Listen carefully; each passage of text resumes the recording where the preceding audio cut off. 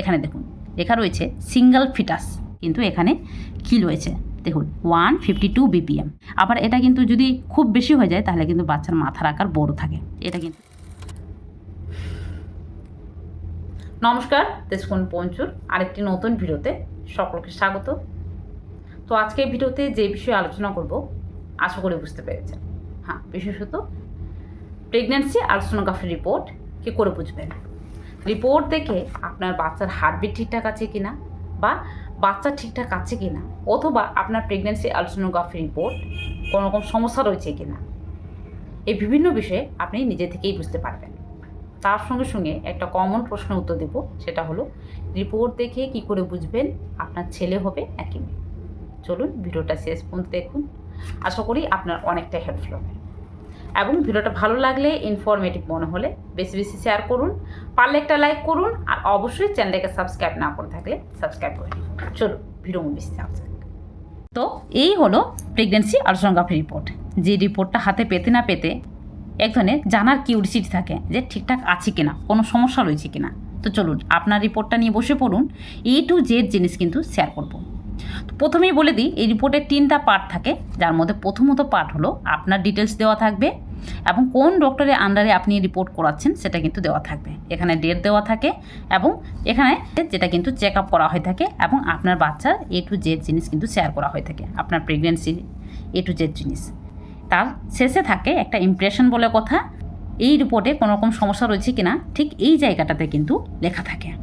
তো সে যাই হোক, আপনাদের সাথে 1 by 1 শেয়ার করব, আপনারা নিজেই বুঝতে পারবেন। চলুন প্রথমত আপনাদের সাথে শেয়ার করি। এখানে দেখুন লেখা রয়েছে সিঙ্গেল ফিটাস। সিঙ্গেল ফিটাস মানে একটা বেবি, মানে আপনার পেটের মধ্যে একটা বেবি রয়েছে। এবার এই জায়গাটাতে যদি আপনার ক্ষেত্রে টুইন ফিটাস লেখা থাকে তাহলে কিন্তু দুটো বেবি, আর যদি ট্রিপলেট ফিটাস লেখা থাকে তাহলে কিন্তু 3টা বেবি রয়েছে।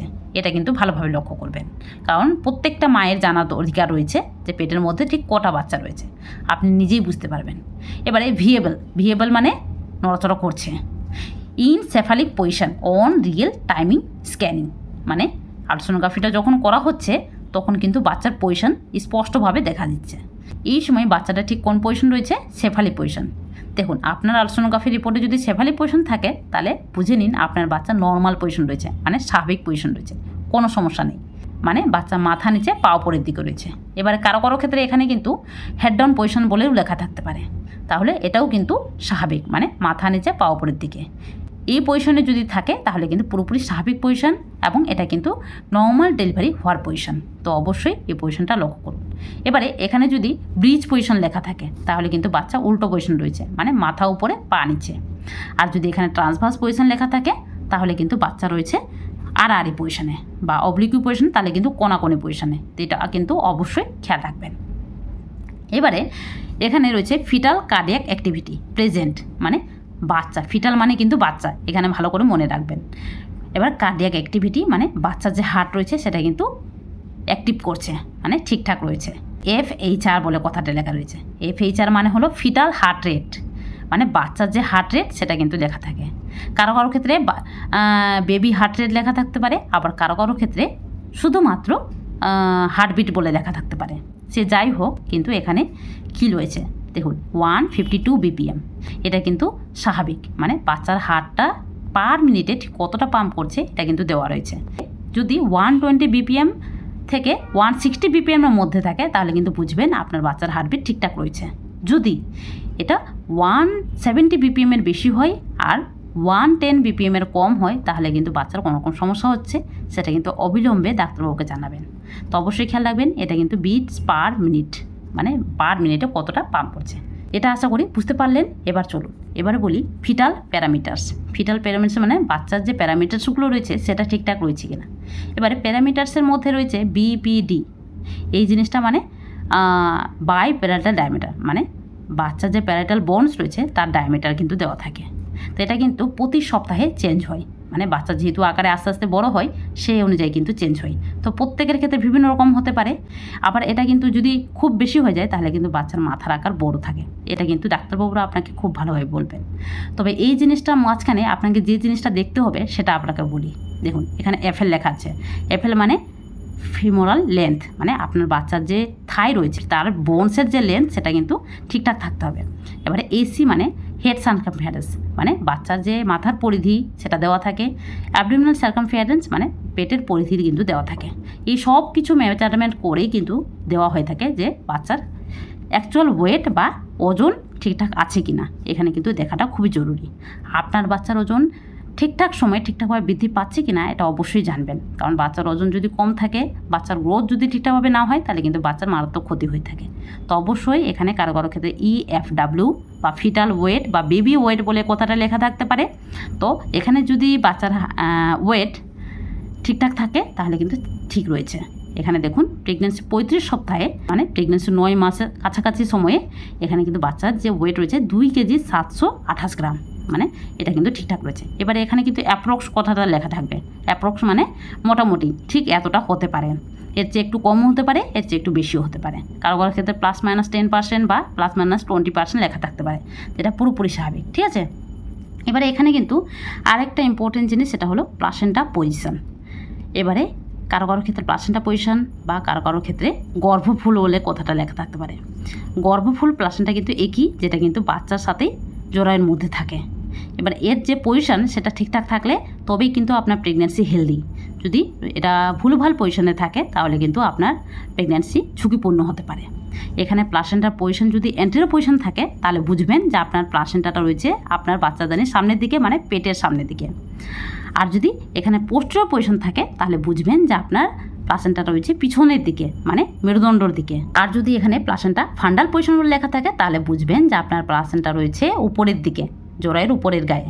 কিন্তু যদি এখানে প্লাসেন্টা প্রিভিয়া লেখা থাকে তাহলে বুঝবেন যে আপনার প্লাসেন্টা নিচের দিকে রয়েছে, মানে বাচ্চাদানির মুখের দিকে রয়েছে, যেটা কিন্তু নর্মাল ডেলিভারি হতে দেয় না। আর এটা কিন্তু ঝুঁকিপূর্ণ প্রেগন্যান্সি, এটা অবশ্যই খেয়াল রাখবেন। এই সময় কিন্তু সাবধানে থাকতে হয় প্রত্যেকটা গর্ভবতী মাকে। এবারে এখানে কিন্তু GR বলে কথাটা লেখা থাকবে, এর মানে কিন্তু গ্রেড, মানে প্লাসেন্টার যে গ্রেড বা প্লাসেন্টার যে ম্যাচিউরিটি সেটা কিন্তু দেওয়া থাকে। প্লাসেন্টাও কিন্তু বাচ্চার সাথে সাথে আস্তে আস্তে বাড়ে, তো এটা কিন্তু অবশ্যই জানতে হবে যে ঠিক কতটা বেড়েছে। এটা 0, কারো কারো ক্ষেত্রে 1, কারো ক্ষেত্রে 2, কারো ক্ষেত্রে 3, এটা লেখা থাকতে পারে। এই বিষয়ে ডিটেলস ভিডিও চাইলে আমার চ্যানেলে ভিডিও আছে, লিঙ্ক ডেসক্রিপশন বক্সে দিয়ে দেবো, দেখে নিতে পারেন।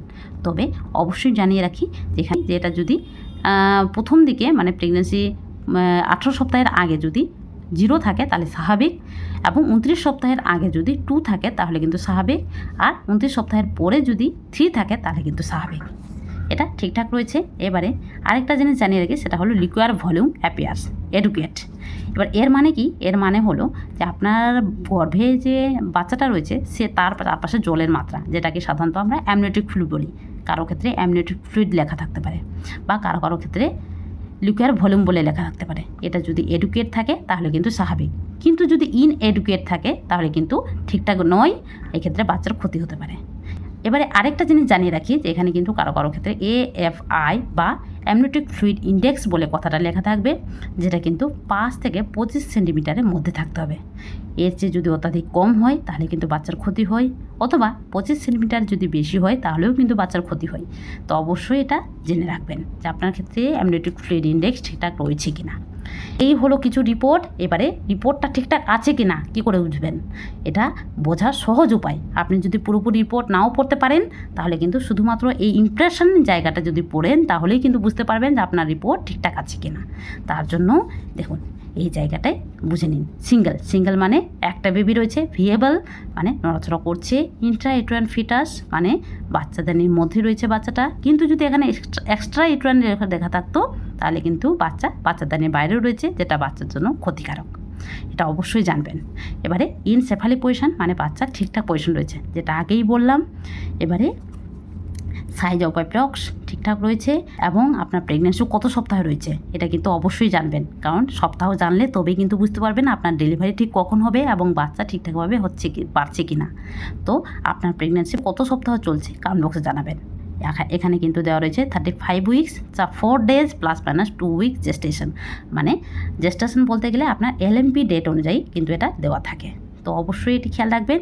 এই ছিল পুরোপুরি রিপোর্ট। যে রিপোর্টটা দেখে বুঝতে পারলেন আশা করি এই রিপোর্টটা পুরোপুরি স্বাভাবিক। আপনার রিপোর্টে কোনো রকম সমস্যা রয়েছে কি না অবশ্যই বুঝে নিন, এবং কোনো রকম সমস্যা যদি থাকে বুঝতে না পারেন তাহলে কিন্তু কমেন্ট বক্সে জানাবেন। এবারে মোস্ট ইম্পর্টেন্ট একটা প্রশ্ন আপনাদের সাথে শেয়ার করি, সেটা হলো অনেকে জানতে চান যে রিপোর্ট দেখে কী করে বুঝবো যে ছেলে হবে নাকি মেয়ে হবে। এই বিষয়ে অনেকে বলেন যে বাচ্চার হার্টবিট যদি 140 নিচে থাকে তাহলে কিন্তু ছেলে হবে, আর 140 যদি উপরে থাকে তাহলে কিন্তু মেয়ে হবে। এটা গুগলে সার্চ করলেও বলা হয়, কিন্তু অ্যাকচুয়াল যে বিষয়টা বলে দিই। দেখুন, এই যে রিপোর্টটা আপনাদের সাথে শেয়ার করলাম, এটা কিন্তু বেবি বয়ের রিপোর্ট, মানে আমার বেবি বয়ের রিপোর্ট, যেটা কিন্তু প্রেগন্যান্সিতে করা হয়েছিল। এখানে কিন্তু দেখুন বাচ্চার হার্টবিট বেশি এসছে। আমার পুরো প্রেগন্যান্সিতে বাচ্চার হার্টবিট বেশি ছিল এবং এক্ষেত্রে আমার ছেলে হয়েছে। তো এটা পুরোপুরি মিথ। এবং এখানে কিন্তু প্লাসেন্টা পজিশন দেখেও অনেকে বলেন, তবে এই বিষয়গুলো কিন্তু দেখে কোনো মতেই বলা যায় না যে আপনার ছেলে হবে নাকি মেয়ে হবে। কারো কারো ক্ষেত্রে মিলে যেতে পারে, তবে এটা পুরোপুরি মিথ। অবশ্যই খেয়াল রাখবেন যে আপনার রিপোর্ট ঠিকঠাক আছে কিনা, আপনার বাচ্চা ঠিকঠাক আছে কিনা, আপনার বাচ্চা কোনো রকম সমস্যা রয়েছে কিনা। যদি কোনো সমস্যা থাকে তাহলে দেরি না করে ডাক্তারের কাছে যাবেন। এবং কোনো জিনিস যদি আপনি বুঝতে না পারেন তাহলে কিন্তু অবশ্যই কমেন্ট বক্সে জানাবেন, আপনাদের সাথে শেয়ার করব। চলুন আজকে ভিডিওটা এই পর্যন্ত। ভিডিওটা কেমন লাগলো কমেন্ট বক্সে জানাবেন, পারলে বেশি বেশি শেয়ার করুন, আর অবশ্যই চ্যানেলটাকে সাবস্ক্রাইব না করতে গেলে সাবস্ক্রাইব করে নিন। চলুন টাটা।